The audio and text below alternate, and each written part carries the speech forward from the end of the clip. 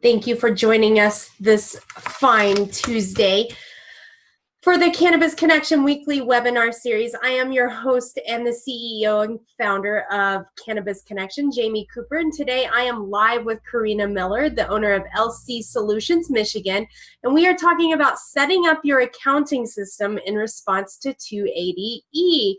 Karina, thanks so much for being here today. How are you? I'm good, Jamie. Thank you. Thanks for having me and for hosting these.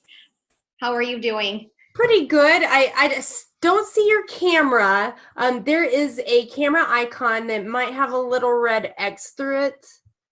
Just click on that, and we have some people coming through the room. If we can't get your camera on board, no big deal at all. Okay, I clicked on it and it says you can't start your video because the host has stopped it. So oh.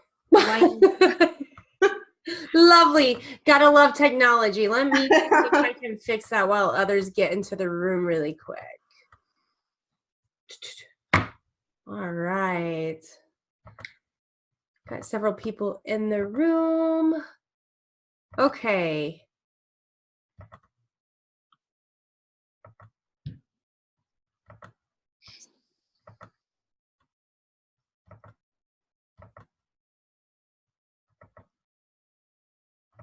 Okay, maybe that works now. See if that works. All right.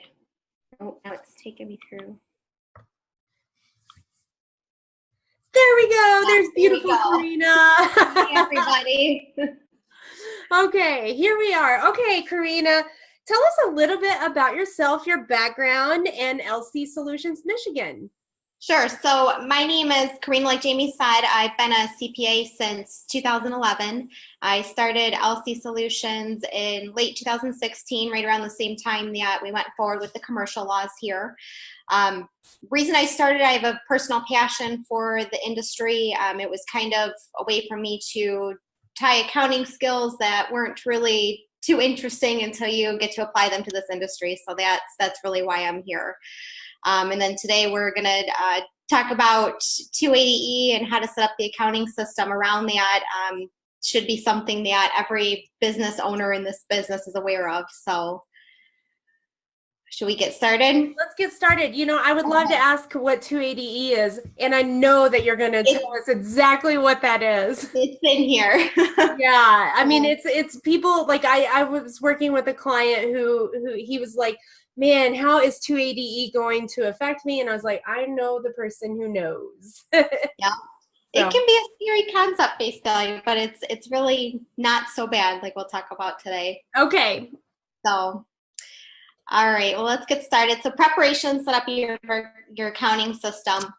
So I had a hard time at first thinking about, the best way to go about this presentation. Really when you get into where you're setting up the nitty gritty in your accounting system, you should be working with a professional. It's not something that you want to do on your own, especially if you don't have any, accounting experience or really know, accounting in general. So the first step to looking at what your accounting needs will be as a business owner is planning and preparation. So a lot of times business owners, they'll get everything ready and then they'll leave accounting until the last minute. It's not something that's needed today, so it's kind of pushed on the back burner. And, you really want to plan for accounting needs up front. Even if you don't, day one, go forward with a full-fledged accounting system, you want to be thinking about it and tracking your costs and, not saving all those things until tax time. So here are some steps that you can take to be successful. And again, I tried to build this in a way where you can prepare to even have a conversation about accounting and just have some of that general background knowledge. So it's easier and you understand it better when you get to it. So first, be aware of what 280E is. If you are operating in the medical marijuana industry, 280E affects you. There's no ifs, ands, or buts about it. So as a business owner, you do need to be aware of what it means. So it was enacted in 1982 by Congress, and what it says is no deduction or credit shall be allowed for any amount paid or incurred during the taxable year in carrying on any trade or business if such trade or business consists of trafficking in controlled substances, while marijuana under federal law is a controlled substance. So that this is why 280 applies to you. it was enacted actually, in response to it was a cocaine dealer actually, and he was writing off all his business expenses and claiming his taxes and doing all these things. And the IRS said, wait a minute, this is an illegal substance. This business owner shouldn't be allowed to take all these deductions as if it were a normal business. So that's how this came about. And unfortunately, marijuana is still classified as a controlled substance. So here we are under 280E. Now, at face value, this seems scary because you think off the bat, oh my goodness, none of my costs are going to be deductible. Well, there are some costs that you can take. So not all costs fall under 280E. So the next part of the report that Congress put together when this had come out says all deductions and credits for amount paid or incurred in the illegal trafficking listed as a controlled substance are disallowed. To preclude possible challenges on constitutional grounds, adjustment to gross receipts with respect to effective cost of goods sold is not affected by the provision of this bill. So what that means is cost of goods sold are the costs that you're putting out there to make your inventory ready and available for sale. So the reasoning behind this and not wanting to challenge that is really what you're doing is you're making an investment in your product. And when you sell that product, you're getting a return on your investment. So it's not really an expense. It's a cost that was required to produce or make that investment so that it could be sold. And that's why they don't want to challenge that, because obviously that gets a little bit deeper than what tax code may be allowed to do. It's a constitutional right. If you're paying for something and then you sell that, you get that money back, at least for what you paid for it. So, that's a broad understanding of 280E. As a business owner, really your job is to just be aware of that. I can't tell you how many clients we've even spoke with that are currently operating even an existing dispensary, and they really had no awareness of 280E. And I think, if you're going to be in this industry, there's really no excuse not to at least have a general understanding. So you're watching this webinar, you've got it covered here. And even if you want to do some quick Google links, if you need a little bit more help understanding it, but you don't need to go into detail. That's what a CPA is for, but just have a basic knowledge. Also know that, your business will be subject to it for federal taxes. And then not all expenses are disallowed. Certain deductions, or they call an adjustment to gross income, would be your cost of goods sold. And those are allowed. Before I get too far, I want to touch on last week's board meeting where this was discussed. One of the applicants, the board members were discussing that they had taken depreciation as a caregiver and that wasn't allowed. Well, the board members were not fully aware of the full concept of 280E. So if you are taking costs that are in line with what can be considered cost of goods sold, then yes, they are allowed. And that's what that applicant had done.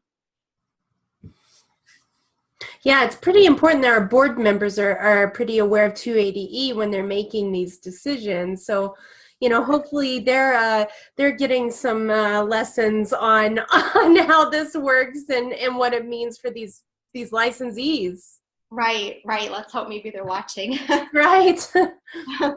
So next step is to be aware of your business workflow and what types of financial transaction it's going to have.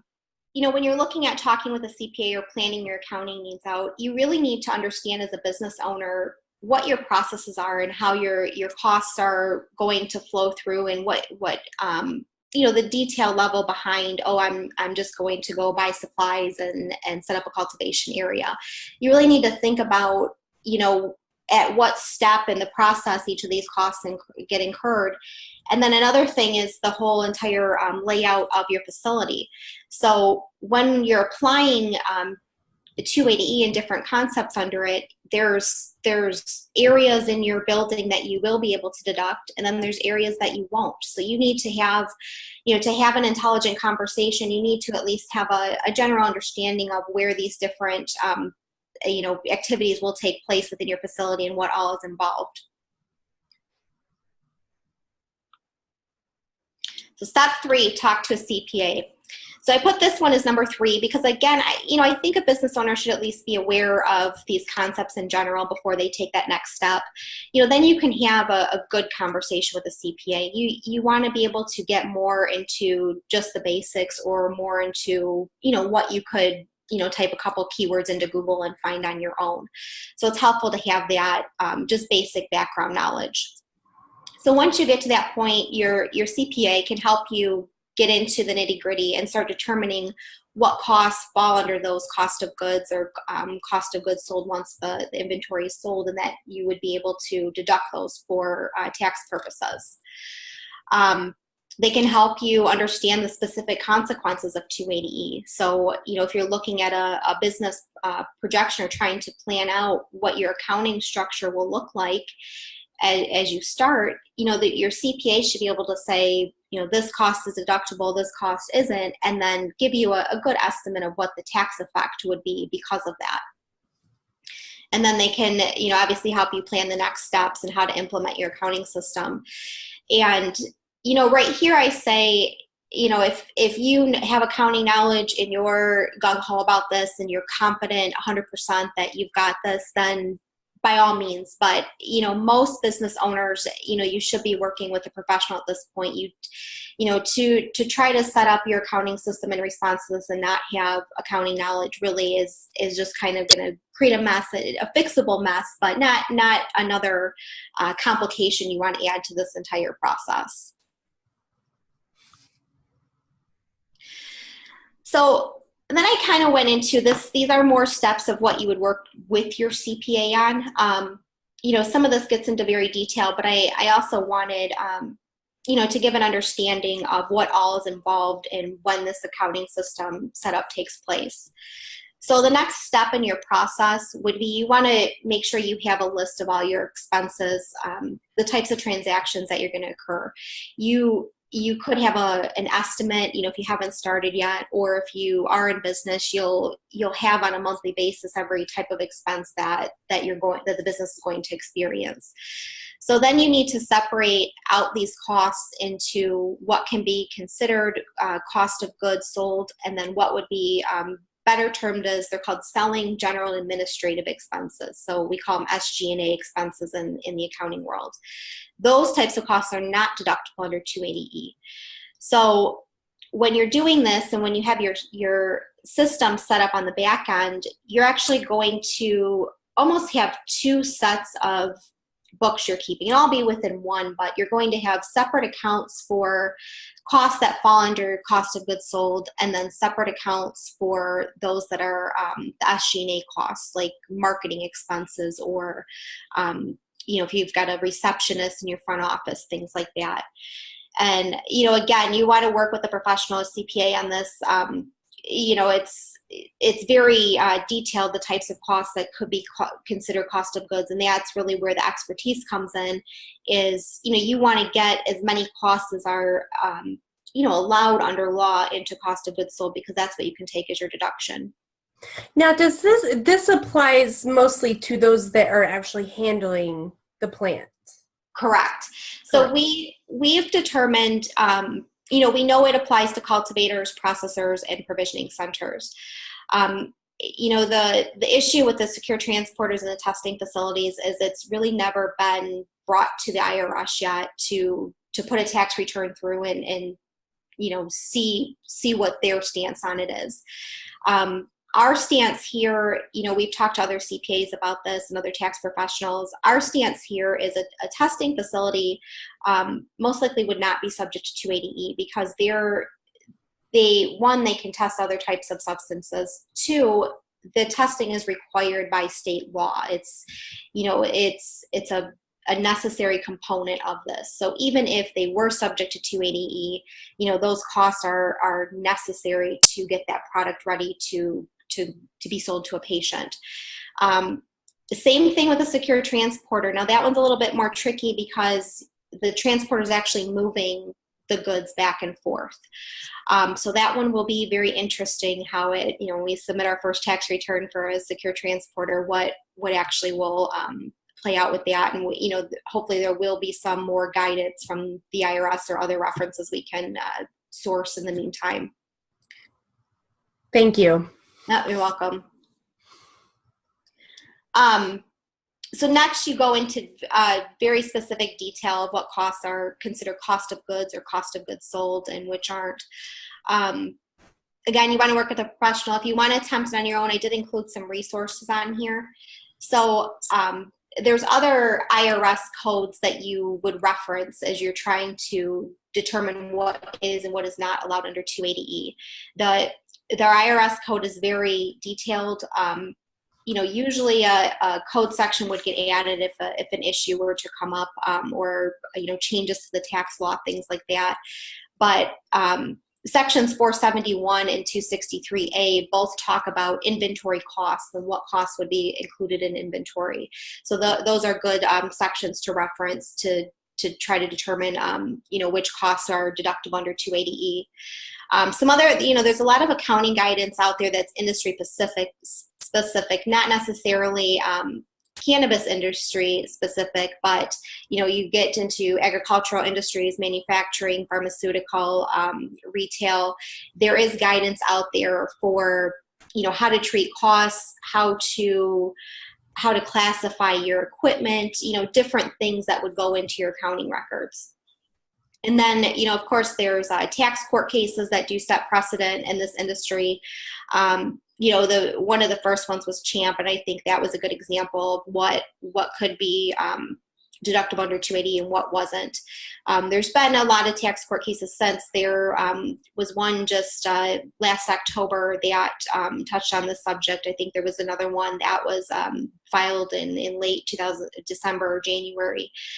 So there is guidance out there. You just have to know where to find it and look for it. And then my favorite piece of guidance, and one that really wouldn't hold up in any even in the IRS's case, is a memorandum that they published back in 2015. And this a CPA for a dispensary out in California, I believe, had wrote in to the IRS and asked them the question, what costs can they deduct and what can't? So this memo is 8 pages in the IRS's words of what they felt were appropriate laws to follow, and what tax code sections to go from. The issue with that memorandum on the IRS's side is it's not authoritative guidance, so it would never hold up in a court of law. It was almost like with Lara reviewing the applications, they have all these different levels of reviewers. Well, if the initial reviewer were to issue an opinion on the applicant's application, it really wouldn't hold up. It wouldn't have any weight by the time it's discussed by everybody else. So this is kind of similar, but it gives you an idea what the IRS is thinking along these terms. So for each type of cost, especially cost of goods, you want to have justification of why you're saying that is a cost of goods sold. So you would either refer to some of this guidance, refer to, if you've got experience as a manufacturing accountant, maybe already what goes into cost of goods sold. You want to make sure that your decisions are well supported and documented. Right. And then here's just some common, what are considered cost of goods. And I've got the S in parentheses because they're cost of goods sold. They're not deducted until it's sold, till the inventory is sold. These are just some common ones. So, you've got soil, equipment depreciation, direct labor, packaging. All those costs are going into making the product ready to get to the end user, the patient. Common costs that are not deductible, so these selling, general, and administrative type costs, again, are marketing, office supplies, things that are kind of ancillary that, yes, they support the business, but they're not directly going into producing your product. And then don't forget about shared expenses. So this is where it gets fun. So we've got where you've got rent, let's say, that covers an entire building. Well, part of your building is your cultivation rooms, and then you've got part that may be a conference room or a front office. So shared expenses like that have to be prorated, a portion to cost of goods and a portion to the general and administrative expenses. We'll talk about that one of the next steps. I've got a little more detail on that. So just looking at this screen right now, it tells me that provisioning centers are likely the most impacted. Is that correct? Correct. So there are some things, provisioning center, they're going to have the actual provisioning area. Then they're going to most likely have an inventory receiving area where maybe they're doing inspections or breaking it down into smaller packages. So those areas that are still where they're getting that product ready, it's not, you can't sell to a patient in a bulk package. You're going to break it down further, or maybe they have extra testing they need to do. Those types of costs do fall under 280E as cost of goods sold. So there are some expenses that they can take, but they're very limited. Notion behind that is, once the product hits the dispensary doors, it's ready to be sold to the patient. Right. Whew. I know it's a lot here. But, okay, I want to ask this question. I'll go ahead and ask it now. What needs to happen to give us relief from this 280E? That's some legislative action on a federal level, correct? Right. It would, marijuana would have to be descheduled by Congress. That's really what it is. 280 doesn't specifically say it's for marijuana businesses. It says it's for controlled substance businesses. So that's the reasoning behind it. And this is why I'm a member of the lobbying organizations such as the National Cannabis Industry Association, where they try to lobby on behalf of businesses to provide some sort of relief federally for us in 280E, because this is, it's not fair, right. For us to be treated as if we're dealing cocaine, right. This is cannabis and this is helping people. Okay. Thank you very much, Karina. Right. Yeah, you're welcome, Jamie. Yeah, I agree 100%. So next we get into beginning the setup, and I know this is a lot, and this is, there's a lot of preparation that goes before the actual setup can begin. So, we talked about that you're going to be tracking these costs in different ways. So your first, I'll say the backbone of your accounting system is your chart of accounts. And what that is it's all of your accounts that you have financial transactions running through. So you would have an account for cash, you would have an account for your building, an account for revenue, expenses, all that. So when you're setting up your chart of accounts, those accounts need to include those different buckets for cost of goods sold and non-cost of goods sold expenses that wouldn't be deductible. So there you've got that. You've got where you're determining the shared expense allocations. So it's one thing to say, well, I know a portion of my building is cultivation and a portion is an office, but how do I determine what the best allocation method is? And then you need a process for ensuring ongoing bookkeeping and accounting. So a lot of times we'll see clients where they set up their system on their own and they have all these great intentions, and then they get busy and accounting isn't their forte, and within a couple months it's really not being used as often as it should, and receipts just kind of start to accumulate. So you want to make sure, if you're going to go forward with a true setup, that you're either working with somebody to do your bookkeeping, or you have an in-house person that is regularly accessing that system and making sure your accounting transactions are recorded. And then, you also should have an understanding of how accounting transactions relate to each other. So again, this takes where you need some knowledge on accounting on the back end, or you need to work with a professional. A big thing is the difference between cost of goods and cost of goods sold.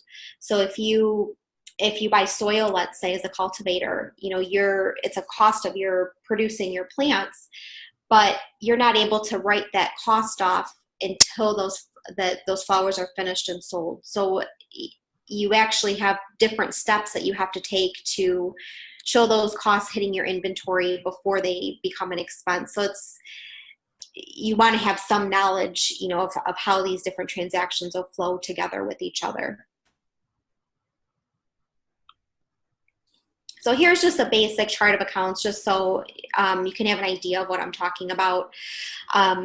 if you're familiar with some of the more common accounting softwares, we use QuickBooks fairly often. You'll see in there that there's a basic chart of accounts set up where you might be tracking cash or inventory, sales. Okay. Within a true setup, you're going to have a lot of detail behind all these accounts. So you may have 10 different inventory accounts that you're tracking, all your different types of expenses. So the most important thing, and this is kind of what I was trying to refer to on the last slide, is all of these costs that go into your product. What you're really doing is increasing the value of your inventory while it's still there. So you need to, within your chart of accounts, have all these, if you have an inventory account, make sure you have a counter account set up for cost of goods sold so that you're able to show those transactions as they happen and how they relate to each other. Get a CPA. Imagine doing this on your own without that knowledge and have been there, done that before. Right. So, kudos to you, Karina, for being so brave to take on this, because we need people like you. Thank you. Yeah, it keeps it exciting. Definitely keeps accounting fun. So, right. So again, just more, and I don't want to get too technical with any of these things, but just be aware as a business owner when you're spending money for these supplies and these costs, you're first spending them as if they're your inventory. So you're increasing that value, and all this will flow through to what you see on your financial statements that are produced from your accounting system. So it's important to make sure those transactions are flowing together correctly. And again, just more on the concept of, cost of goods and when inventory is sold, that they become deductible. So then determine shared expense allocation. So what we usually do is request a copy of the entity's building floor plan. So you've submitted it to Laura anyway, and it should have the different space allocations laid out in blueprint format. And what we do is we take the full square footage of the building itself, and then the individual square footages for the different areas. We apply a percentage to those, and then those percentages are what we would multiply by any shared expenses. Some businesses may want to go into more detailed allocation methods. There's a few others out there that are commonly used if building square footage doesn't make sense for your business, but for the most part, that's a safe one to rely on. And again, if you are in a situation where you do get audited by the IRS, you want to be able to have this documentation to support why you took these percentages. So when we mark up somebody's floor plan, we have it color coded. We have all of our notes on there. So if it ever does get looked at, you've got that information to say, here's how I came up with it.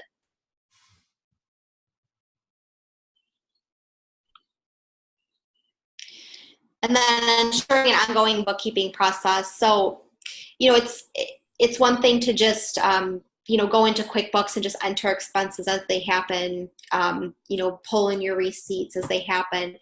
There's a lot more detail that goes into proper accounting. So you want to make sure that you're recording all transactions, reconciling your cash. You have a process for doing that. Maintaining fixed asset and lease schedules. So fixed assets would be like your building, any equipment that you're buying. There's a new lease accounting standard that goes into effect this year, so you've got to track your leases separately now. So there's a lot of back-end detail and work that goes into this. And then, of course, keep all your source documents in case you do get audited. And then you should have somebody regularly going in there to make sure that you are staying in compliance with 280E. So even if you have all these accounts set up in the beginning, if let's say you get a shared expense in one day and your bookkeeper forgets to do the allocation, you want to make sure to at least have a second set of eyes looking at that to make sure that those 280E compliance steps are taking place and costs are being broken out appropriately. Right. And how often would you suggest somebody to go in and review that and keep on track of it? So it really depends on the size of the organization. If it's a large organization, ideally you're going to have somebody looking at it weekly. Depending on how many steps and people you have involved within your accounting department. For a lot of our clients that we work with, we look at it monthly if we're doing bookkeeping for them. If we're doing reviews for them, we may be looking at it weekly or biweekly.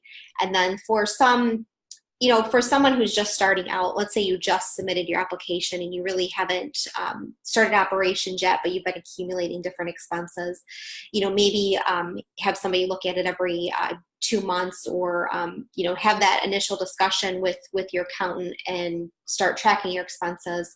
And then 2 or 3 months down, when you start to pick up a little bit more, maybe then have them look at it.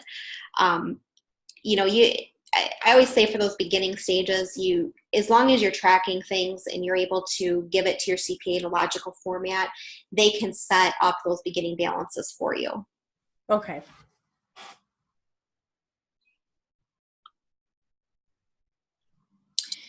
And then step 10, maintain compliance. So in Colorado, the horror story is that within the first 3 years, every existing dispensary got audited by the IRS. So, kind of go into this having that expectation that you're going to get audited. Doesn't mean it's going to be a problem if you get audited.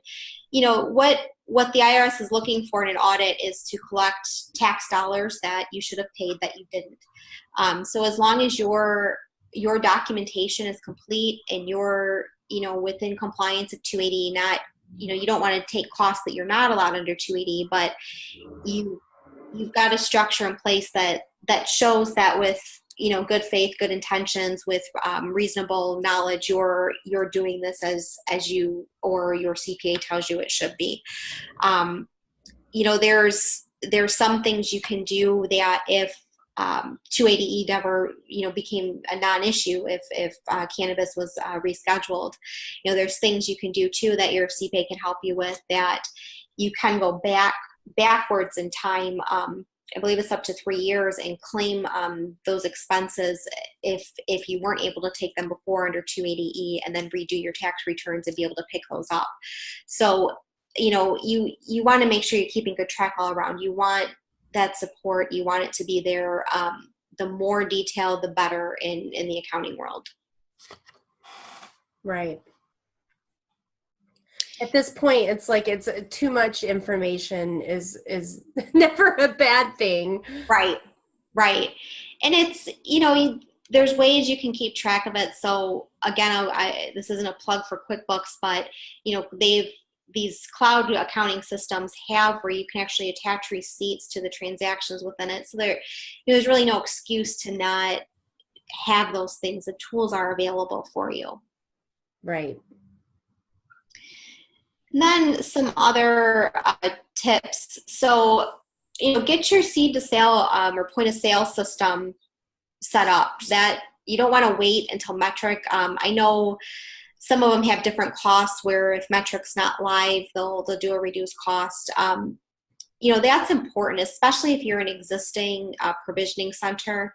You need to have a point of sale system and not wait for Metric to absolutely require you to have one. Those are great for tracking your inventory. They track the detail.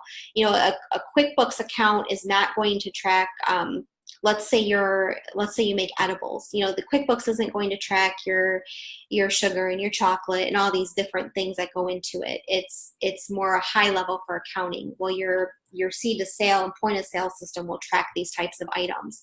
So they should be able to either give the accountant access or be able to download reports from the system from which you can do your accounting and bookkeeping from. And then choose an accounting system that's easy to work with. Things that are in the cloud are great. You don't have to worry about, software going out of style. You don't, they have the regular updates, and then you can collaborate with your accountant too. So we tend to use Google Sheets a lot too. It's an Excel based in Google, but we can get in there. The client can get in there. We can see in real time, any changes or accounting transactions that we may be doing, or if we're using them for schedules or things like that. It's a back and forth in real time. And then determine who's going to do your ongoing bookkeeping. So do not have someone who's not experienced try to attempt this. I've heard clients say, oh, we're going to have so-and-so dabble in our accounting records, and it gives me heart palpitations because it's, I know it's not going to work out. I mean, I don't, want to discourage anybody from trying, but really this is something that you should leave up to a professional, or at least have some general accounting knowledge so you know what you're doing. And then again, don't wait till the last minute. So, you need to work with a CPA for the attestation requirement. Get that done first, and then, start talking about this detail for getting your accounting system set up. Again, even if you're just in those beginning stages, keep track of everything. We've got a couple clients that they don't track in Excel. They don't want to, but what they do is take a picture with their phone of all the receipts and things that they're doing, and then upload it to a shared folder. So there's a lot of different ways you can go about this. Just make sure that it's all there, and you're not, scrambling at the end to say, oh, I don't know where this came from, or, here's a hole here and we don't know how to fill it. So just make sure you have all your documentation and records complete and in order. And then, of course, work with a professional.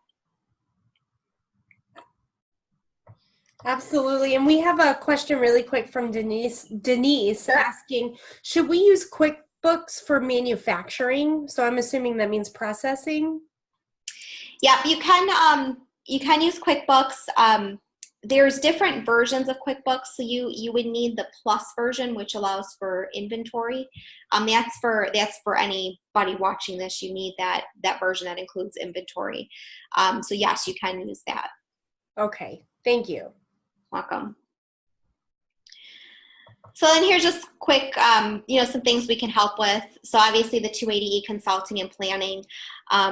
A big thing for the provisioning centers is being able to lay out that space so they are able to take as many deductions as possible. So that's something that we can help with on the tax planning side. Counting system setup, with QuickBooks and all that, you as your client can get QuickBooks, but your accountant can also get QuickBooks too. And sometimes it's easier that way, because then one, you get a lifetime discount on it going through an accountant, but two, it allows the accountant to do that setup for you, and then you're not trying to piece things together and maybe not have it right in the beginning. You would still get full access to it. It's just letting the accountant manage that portion instead of you. Ongoing bookkeeping and review. So we talked about this during the slide. We do perform full bookkeeping services, and then also review services as well. So again, if you're a larger organization, you're going to want somebody internally doing your day-to-day bookkeeping, and work with a CPA on the back end to make sure that that accounting is being done right, and do the reviews for you. QuickBooks Pro Advisor services. So we do offer that. CFO services. So 280E is it's a great consideration here. Oops, but especially for especially once we start to get competitive, and the industry continues to expand, you really want to be looking at budgets and forecasts, and managing costs on a more detailed level. So that's where our CFO services would come in, and then of course the tax planning and the preparations. So, and that's all I have. Any wonderful information. Guys, if you have a question, this is your time to ask Karina questions. You can do it by posting your question in the chat feature. You can press the Q&A button and submit a question.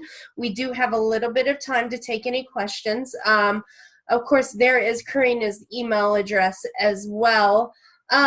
Quick question, back to, the board members, and you had mentioned, are there any protections for somebody who does get some sort of denial from the board because there's not a huge understanding of certain things and how exactly 280E works? Is there, like, will that client be able to go back and submit whatever information is needed to appeal that? Right. So that client actually, they got approved, so they got through the process. It's about educating the board. So I'm actually going to be participating with the Michigan Association of CPAs on Monday. We're putting together a work group to develop accounting and attestation standards for the industry. And I believe Andrew Bisbell is going to be on that work group. So I'm really excited about that. And I hope just with the open dialogue and, really hearing from a CPA's perspective that this soon changes. Otherwise, when you ask about any protections, that, if somebody did say something that was untrue or falsified, then that would be, a legal issue. I think I lost you, Jamie. No, I'm still here. Okay. I had to stand up. My camera won't turn back on for some reason. I had to stand up. There was a big group of kids that were walking by my office window. Oh, got it. And we have another question from Denise. Oh, it was partially. Go ahead, Denise, and submit the rest of your question, and we will get that answered. Okay. Is there a way so people can email you if they have questions, and there's the phone number. And Karina is very involved in the Cannabiz Connection Michigan group that is on Facebook. And so if you have questions there, you can ask them. But thank you, everyone. I'm going to give Denise a little bit more information or time to answer or ask the question. But if you guys, thank you so much for joining us for our webinar. We will be here every Tuesday answering your questions on certain topics. I'm going to go ahead and share my screen really quick so I can show everybody the schedule. So this is our schedule for the upcoming month. June 12th, we are going to be talking with Amanda Kugler, talking about insurance for cultivators and processors. And then on the 19th, we will be discussing how to hone in on your top 3 marketing messages. That's from Heidi Grishel and Aaron Lumley of Ingrid Marketing. And on the 25th, we are talking with Ron Smalley with Vista Green Group LLC about tips for winning a cannabis business license.